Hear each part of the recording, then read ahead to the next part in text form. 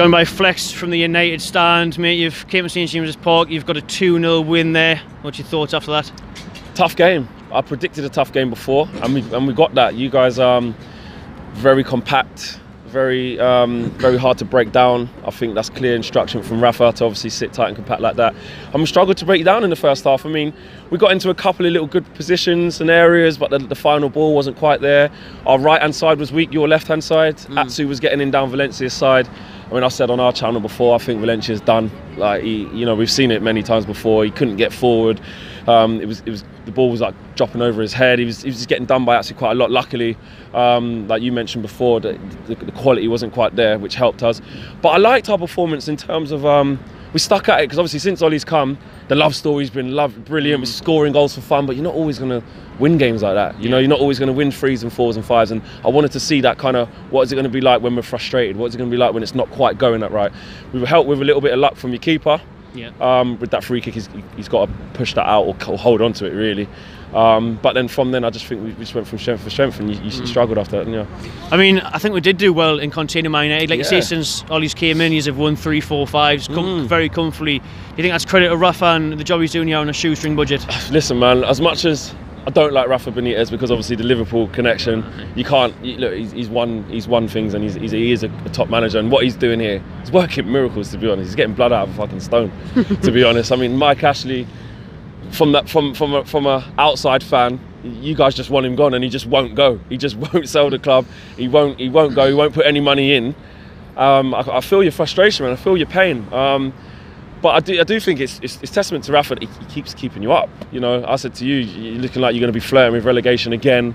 And as a rival fan, I say rival, as an opposition fan, you come to St James's Park, and you can see why you're such a big club in terms of the stadium's massive. You've got massive support. When you was in the Championship, you're packing out the away, and it's a huge club. But I just think I think you guys should be like a top 8. Do you know what I mean? I know you got no divine right to be. Anyone can say that, but I don't know, I just feel like Newcastle, with the passion it's got, and the city of supporters that it has, and the stadium that big as well, that's full every week, no matter if they're in Championship, Premiership. I feel it for you guys, man. Obviously not today, because we had to come and get a job done. Sorry, but no, you're right. It's testament to what Rafa's doing here, because he's operating off nothing, really, peanuts. What about Solskjaer at your end then? How far can he take Man United? Do you think he'll only be here for the rest of the season? If he does a good job, would you appoint him? Do you know what, mate? I'm trying to stay away from that right now. I'll tell you why, because all love stories kind of sometimes have a bad ending, innit? And you know what? We just got to enjoy the ride. Do you know what it is? We've had such negativity, you've seen as a rival fan, with Jose Mourinho. We've been absolutely struggling under him, and just the feel-good factor's back. And the rival fans will say, oh, you've only beat Cardiff, you've only beat Bournemouth, you've only beat Huddersfield, Newcastle, etc. We were playing these teams before and not having a clue. We came here last year and lost. Do you know what I mean? Yeah. And today's a prime example of a game that under Mourinho, you're making it hard. We can't break you down. We would have been out of ideas. We would have been low on confidence. We wouldn't have tried risky passes. Do you know what I mean? So it shows. So back to your question, I'm just not sure whether we could get sucked into a love story, a love affair. Like, it'd be nice to have that sentiment. Sometimes there isn't space for sentiment in football. Do you know what I mean? You saw Kenny Dalglish when he went back to Liverpool and left horribly. I don't know, if he gets us top 4 when we really didn't think we would. Look, Chelsea have drawn today. You're looking at it thinking, look, if you're going to get it, you've got to get it on merit, not on a love story because you scored the goal in 99. Look, yeah. But Ollie gets Man United. The players get him, and at the moment though, you like your PE teacher analogy. There is a little bit of it that's like he is in a win-win. No one's going to speak bad of him. The players will respect him. And he does, all it needed is someone to go in there and say, fucking hell, Maureen's gone, mate. Tell you what. You know what I mean?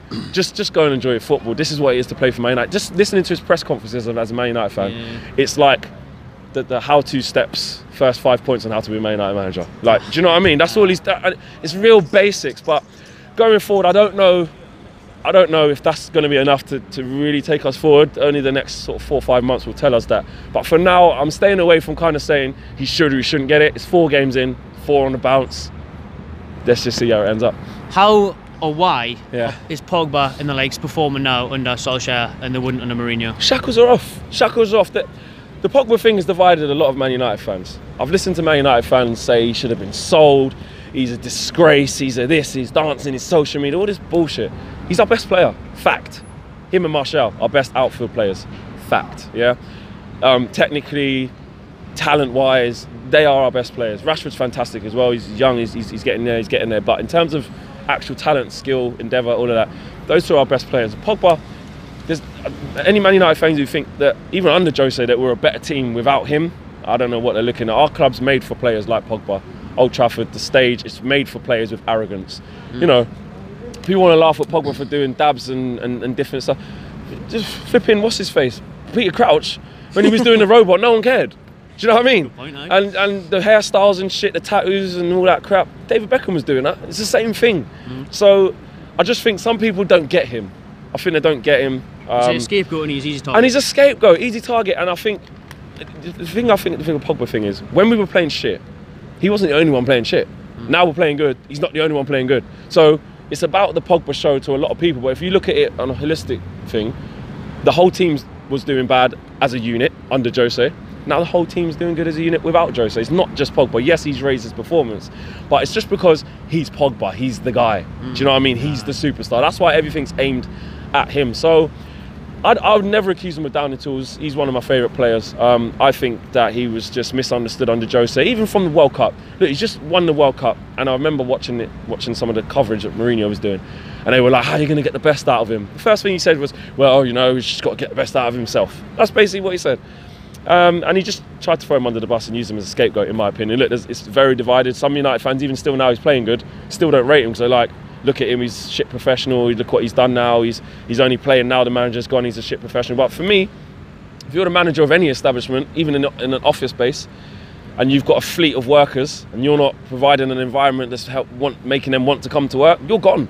You're gone. You can't sack a whole workforce, but you can get rid of one manager. And unfortunately, people talk about player power.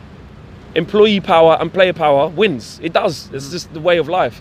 You know, a company's not going to get rid of the workforce, but they will get rid of the conductor, and that's what's happened to Jose.